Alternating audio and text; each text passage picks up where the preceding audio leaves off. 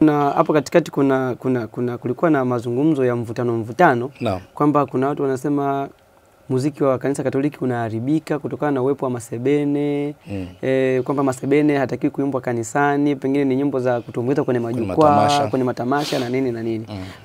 Ili kitaalamu lipoje kwa utashi wako wewe? Mimi kwa utashi wangu ningesema kwamba tunapokuwa kanisani tuimbe zile nyimbo za Kikatoliki. Zile za kusebeneka, zile tunazoziita za sebene, kwa kweli zinaondoa uwepo wa Ukatoliki, kwa sababu lazima ukimba nyimbo zile utalazimika kucheza. Na uchezaji wake si wa kuyumba tunavyoambiwa kawaida, labda kupiga makofi upande na upande. Lazima kuna namna fulani ya kuzicheza zile kanisani. Kama ni wakati kwenda kutoa sadaka, kama ni wakati si wa kufanya nini wa maandamano, lazima watu kuna uchezaji ambao utatuondoa kwenye ule uwepo wa Mungu katika ile ibada.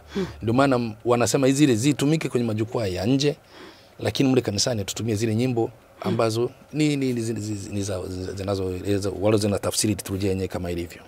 Ndio.